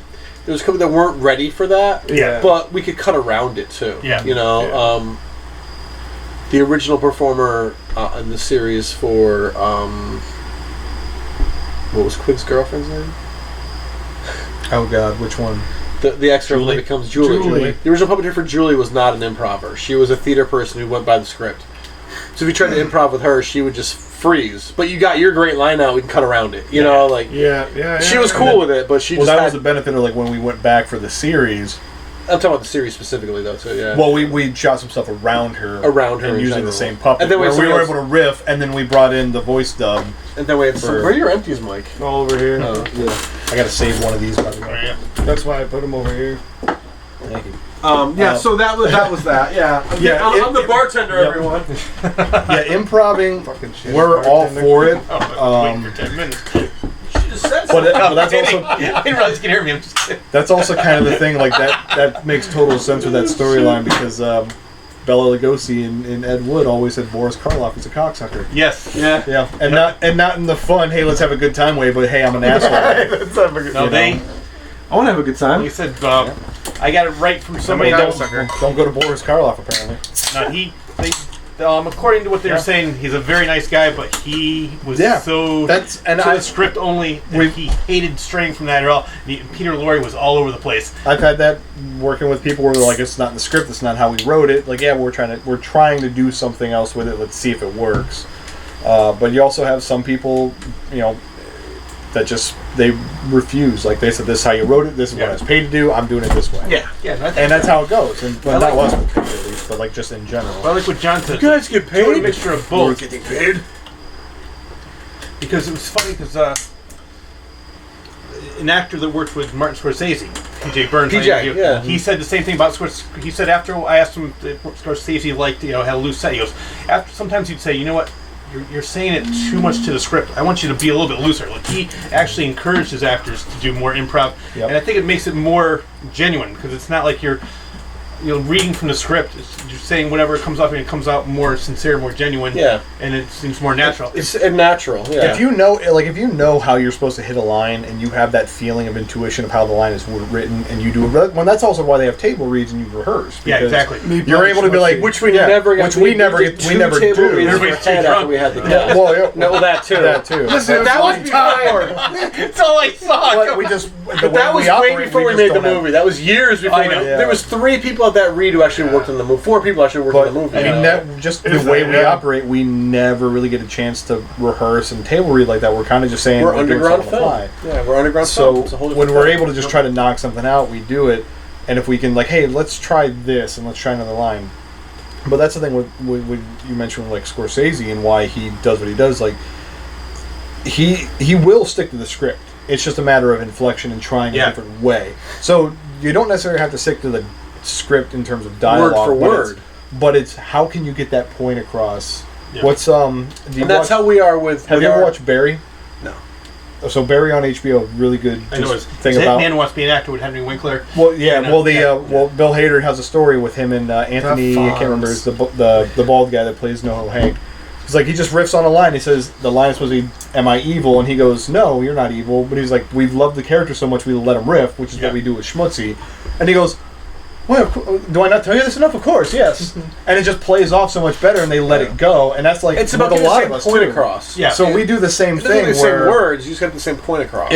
But if your character, like a Schmutzy line, like if we wrote something for Schmutzy where it's like, "I gotta go take a poop, bye," or like. But Mike might say, "It's time to visit the Thunder Mug."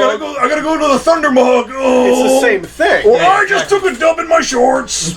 In my car. Khakis. I just filled my cargo. I just filled my khakis. Yep. Yeah. You know, but like We'll let it go. But I think the good thing is and you that's work what with a was lot of had. the same people and you know each other and you're friends. Yeah, and we're you can play off of each other with more than just somebody you puppetry. just met. Yeah, with puppetry, a lot of Absolutely, times you become a repertory group. You know, where you're using the same performers over and over again because you know they're good, they know their quality. And we all get along like friends, which is really important too. So you try to bring that. I'll use Henson again as an example. The Muppet Show, Sesame Street, the Muppet Movie, Dark Crystal. A lot of the leads are the same people. Not everybody, but a lot of the same people. Is that you know your beats, you know their personalities. You may not all be best friends, but you know you work well together. You're all friends. It's like playing in a band. Yeah. That's the best way I can put It's it. like that Frank guys always said. You can look at each. If you do can look puppetry at right, it's someone like and good they jazz. know Everyone exactly knows what their you're beat. gonna do, and Yeah. you can play right off of each You know, other and all the time. And I'm not saying like we bring every person back from every project, even if they're good, to do the next thing, but we try to maintain a core. You know, and I look at that like in the past 8 years we've had the same core. Well, does that core include a handicap puppet? Why not? Could. Yeah. What do you think I've been doing the whole time? Well, you know what? You don't have, Physically, not you don't- mentally. you don't have to fake. Puppet You don't have to fake it anymore. You have a real handicap person here now. Goodness. You know, But we, it was very painful for you. Yeah. You can But stop we, walking with that limp. Finally, I can. Fix it. Healed. But we which is good though because we've had like when Mike and I are the principal lead puppeteers in most things, and then we have Tricky, Corbo, Rick Corbo. They're really good. Miss Levitz. Miss picking up Levitz, now in yourself, culture. Passmore here, Ricky, he's really Alex. good. Alex, Nikki, we've got this group of people that we Yep. keep reusing because they're good at what they do and they keep getting better. Yeah. You know, and if somebody's not interested, we don't make them come back either. If you had a good time for one film, Paulie. Thank you. We had Thank Paulie, you. Yeah, Paulie I Denaio. appreciate it. Paul Denaio was a puppeteer in Risley Brothers. He played Wes in the series, and he nailed it. He had a good time, but it wasn't really for him in the end. So he was like, "I'm out," and we're like, "Yeah, cool." But it's a bummer. Yeah. But it wasn't for him. It wasn't something he really wanted to do. He had fun doing it, but he doesn't want to do more. So Ricky plays Wes now and nails it. Yeah, if you don't want somebody who's going to feel like it's a job. I don't want somebody somebody with animosity to be exactly, there. Yeah. Who feel like they're being forced to be there, and so. Now, was Head one of the only films that you've had that was played on the big screen? No. No? Because I know you have the YouTube channel. And Josh and Todd premiered on big screen. Essentially, we've done a lot of screenings with Josh and Todd. In terms of the broad, like visual. Ricky's going by actual screen size. Ricky's turning into Well, Hollywood. no, but I mean, like in terms of like how far it's gotten out there. That's Head's Well, the Head biggest one. toured the world and film way. festivals.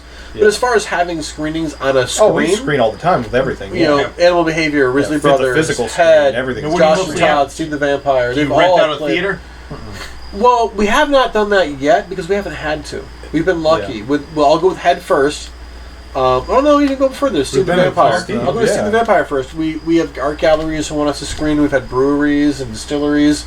We have a screen. We have a PA. If you want us to come screen, we'll come there and bring our shit and show it. You know, Absolutely. and that's kind of our vibe. Like it's a very DIY punk rock vibe. We'll show up anywhere and screen. Well, I'm sure you know what Raimi used to do with Evil Dead. He used to take his own projector, and when they were playing Rocky Horror Picture Show, He'd put it show in the up middle. and Show up. beforehand, before the movie. Yeah. Yep. And, Same and, thing. I mean, but we'll screen similar, anywhere. yeah. We've done breweries, distilleries, art galleries, senior citizen homes for Josh and Todd.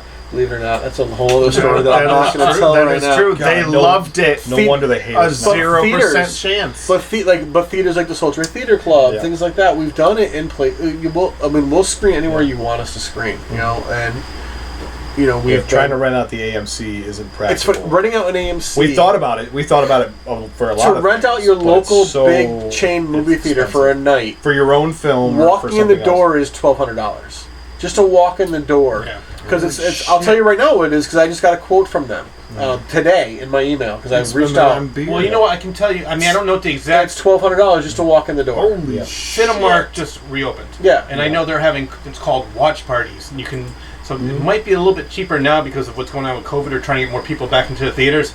Might want to check out Cinemark and see how cheap it would be. And if it's a movie they're already bringing in, it's going to be cheaper. Yeah. But if you're bringing your own movie in, they're going to make you pay. Here's what it is. Because they don't. First off, it's $300 just for the theater. Yep.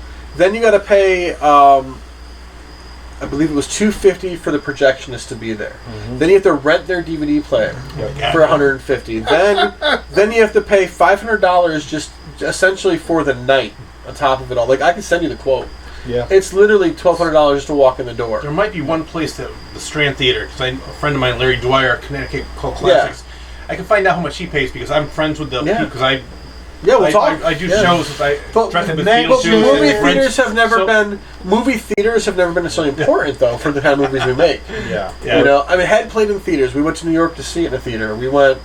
Smaller house theaters, like, and that's about as big as we are right now. You know what? I was and it's fine. Yeah. I was kind of especially now since everything's digital. There's no, like, if you find something that has a 35 print now that you're watching, go to it. Like I'm not saying not to go to it, but this is why you have a hard time doing this kind of stuff, because everything's digital and everything's made to be this way, and they just make easy money because they just send a hard drive. So your movies are still on film? No, I wish. Digital. We do everything. I wish digital. I could do a 16. But it's so much hard. It's so much money. But it's to process up to a 35 or to shoot on that. It's so much money. It's so much harder to edit. It's so much harder to make sure you did it right. I mean, I've done a couple things on 8, on 16 before in college, and it's gratifying. Like, it really is. Like, you really feel. It's not necessary though. But it's not necessary in this day and age. Well, there's going to be a picture you're looking at right now of Verna Fields on the beach. She was the editor for Jaws, going through almost miles of film trying to figure out what... And what a nightmare for her. Yeah, exactly. Mm-hmm. This was 1975, so yeah, I agree with you. Going through the digital clips alone is nightmare. Imagine having to run it on film. I can't imagine that. No, thank you. Yeah. Well, I personally love the film. Thank you. I cannot wait to see Head 1, 2, 3, 4, and 5. And I highly recommend everybody go to Elmwood Productions. 69? You idiot. Oh, you idiot. I thought he said Head 69. We might just jump right ahead. I thought he was ad-libbing there. I knew what to do. Head 4 will be called Head 69. Yeah, it'll be a prequel that takes place. Here we go, guys. Here's the scoop. Head 1, Head 2, Head 3, Head 69. Head 69 is a prequel that takes place in 1969. Oh, wow. That's all you're getting. Guess what? We're not making that movie. But anyway. They've been drinking far The too working much. title is Double Entendre. Blow your mind. So yeah, but Head, It's a sex but going back to position, Head would not have been the movie it is for me without these two guys. These two guys were the heart and soul of the movie, and I'm not just saying that because they're here. If neither of them were here, I'd say that too. Ricky, being the cinematographer, being the guy who edited it, made it happen. Mike was my right-hand man through the whole thing. And without him, the puppetry, that's I thought he was the left-hand man the way he was doing it. He is a lefty, but he's better with his right hand as far as that, but puppeteering is better with his left hand. You don't have to be handicapped anymore. You got me. So. Oh, Lord. But He's filling the quota. But these two guys were really, this movie wouldn't have been what it was without their passion for it, and that means, as you know, that to get soft and mushy, that does mean so much to me, because it would have been just a goofy, shittier movie. We might not even have made it, actually, without you guys. So it was Mike's idea to actually make it, which is funny, because the head was written, the script was written, it was sitting there, we did a table read, we thought about doing it, then we put it aside to do other things. I drank too much. And then one night we were we'd wrapped up a couple of the projects, and we were I don't know what we're doing next, and Mike and I were alone. And Mike's like, what about that horror movie? Why don't we shoot the horror movie? And that led into us making the horror movie. Finally, because the script was there, and it was just him let's do a fucking horror movie. Yeah, I had the script. Yeah, let's just do it. And I knew we'd be good at it. Yeah, I knew we'd be good at it. And it's just, Well, what makes it so great is that you're fans of the genre. Yeah, So it's we not are. like All somebody three of comes us are, in. too. 100%. Yeah. Yeah, absolutely. Like I can see if you guys were making it like one of those Hallmark movies, it may not be as good because You're not fans of that genre. exactly. I don't know, that might be dynamite. I mean, here's my goal with Elmwood Productions, though, is I want to do... I just want Christmas to be special. Yes. Fuck you. But I'm Jewish. The Elmwood Hallmark Special, ladies and gentlemen. It's called you. Forbidden Christmas. Look it up. But wait, First, fuck you. first you have to No, be it's stuck called in it. Christmas Wishes. Yeah. You have to be stuck at an airport, and there's one plane left, but it's starting to snow, and you hate the person that you're stuck in the airport with, and at the end, But then you fall in love. That's the problem. And then at the very end, it's like With their nice, dog. nice flurries coming down on Christmas Eve. But my goal with Elmwood Productions... Of course. My goal with Elmwood Productions, though, even when we made Head, I've always saying this, is I want to do one of each. I want to make one of each genre with puppets. absolutely. I want to make a romantic comedy with puppets. We already did the bromance with Josh and Todd. Yeah. We've done the family-friendly series with Animal Behavior. We've done the sitcom with Risley Brothers. We've done the awkward, weird horror thing with Jungle Man. I want You to know, be tested. But I want to make the romantic comedy. No, I want to make the serious character You gotta let piece. everybody know, though. But I want to make I'm well tested. I want to make the very serious much. character piece with puppets. I want to do like an action movie with puppets. I want to hit like every genre That and would do be it a with debacle, puppets. though. That exactly gangster movie with puppets. Two D's. I want to do it with two T's. D's! That's to throw ahead to Bernie's 2 when it One of comes those out. puppets had 2Ds in the first movie. I think they first were had at 40s. 40s, yeah, it might have been. She Yeah. was both pushing, got she was chopped off, pushing though. E. She was pushing. You know what's funny? You know what? I wasn't wearing my glasses. No, it's at the right time. there. She was on In Head, and okay, I'm gonna everyone in Head. There's a scene where there's a girl laying in the tent in the opening scene. One of the Merkin twins, Carrie, and her boyfriend Frank is going down on her, and you can see her like holding his head. And you can see her topless. You can see her topless. We still have, even though her head got removed. Oh, yes. Her head got removed, and she was her head ended up on the tree. We still have this much of her body. Make sure to go to she's saying- Patreon to see the uncensored version. So no, this is uncensored. Fuck that. It's No, make him pay more.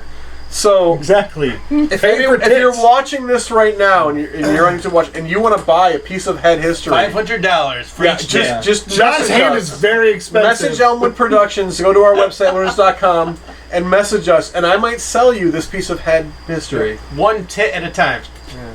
Titstery. So if you want a piece of Head history, there it is. You're It shows how little we care. We're about more than willing to sell it to you. These guys are not for sale, but I will sell that piece So of I'm sure puppet. Mike is for sale. Mike is Mike's cheap, always too. for Mike's very sale. cheap, from what I've heard. so cheap. He will paint your entire house. Oh, great. Before we end the show, Yes. You're in the Elmwood. any last words that the three of you would like to discuss or We'll work on comment it. on the movie? I really hope you guys like everything we've done and will continue to do, and super thankful for all the support, and we appreciate all of it. Thank you so much. Support art. Buy art, not shoes. Buy art. Support local artists. Just like even if it's beer cans.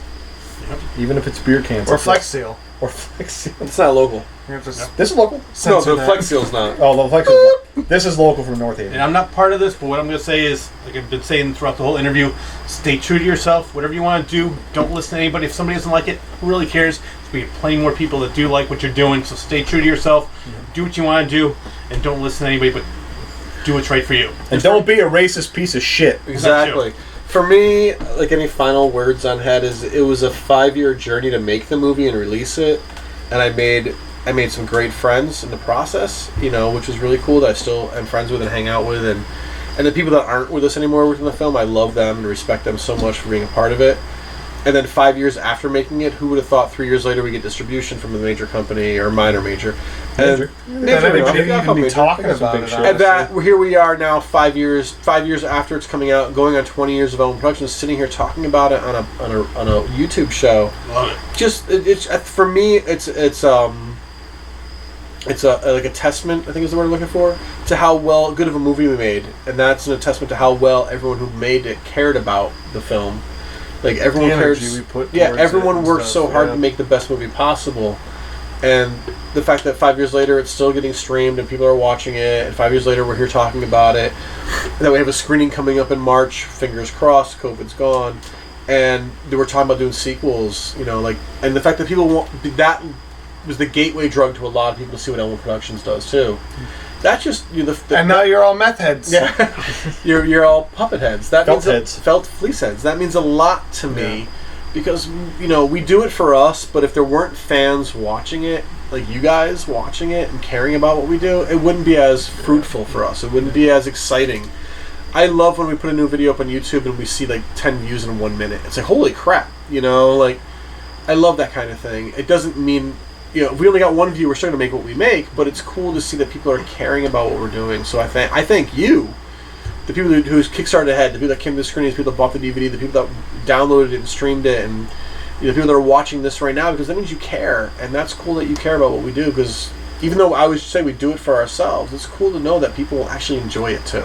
That means a lot to me. I have to say, you were a fan first. No, yeah. I want to say thank you to Joe Timothy Quirk because I took over a radio show for him. He goes, Rich, you got to meet this guy. I interviewed him before.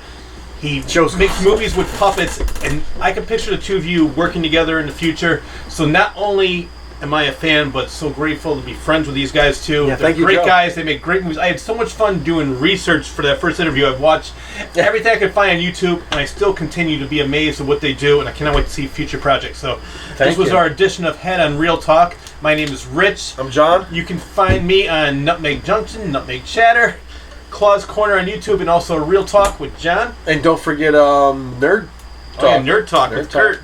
It's a public access show. It's on. We're doing it currently through Zoom because of COVID, but you can find it on nerdtalk.com. Reach another one, Mike. Don't worry. And I'm Jon Bristol, the co-host of Real Talk, and you can find me at elmwoodproductions.com. You can find all of our stuff there. All of our other projects are on elmwoodproductions.com. We're also on YouTube. All the links to everything we do will be in the descriptions below. Also, where you can watch Head, where you can watch Mike dancing without his shirt on. Oh my Sleeping. Getting out of the car. Getting out of the car. Something else. There's all kinds of wonderful stuff. Elmwood Productions is a great place. We have a good time. Yes. I'm grateful for Rich, and don't forget while you're buying Head on Amazon or downloading it to watch it via Amazon Prime, because you remember, make sure you order Rich's book. Yep. Because you'll order that, and when you're done watching Head, it'll be in your Kindle, or you can wait for the physical copy to show up and read it. Buy the physical copy. But buy the physical copy because it's way cooler. Or we'll just keep bugging you until you buy it. And then, when we do our next, when we finally hit conventions again in 2021, if all goes so well, we'll have Rich there. Maybe he'll sign your copy if you bring it with you. Maybe I will. You know, maybe he won't. Maybe we get a clautograph. Maybe. Yes. Damn, a photograph. Who just came up with that? Improv. You better trademark that, Rich. Yep, done. It's already right. C, circle around it. Copyright. So, Claw test. here we go. Oh my god. I want a It all clautograph. makes sense. But here we go. So I thank you guys so much for watching this show too. It's great. I have a good time making it with Rich. So thank you, Rich. Thank you, Quirk. Thank you to all the fans of Elmwood Productions. And Until then, we'll see you on Real Talk.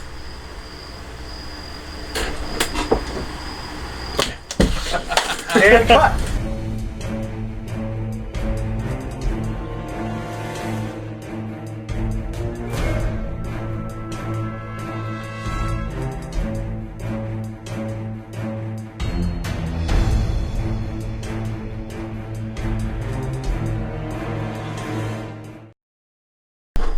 Wait, cut. Said cut. Is this on? I feel like I'm doing a Dark That would be Lord. hilarious. Dark Lord. Was it even rolling? First time, you forgot to hit record. We're even recording?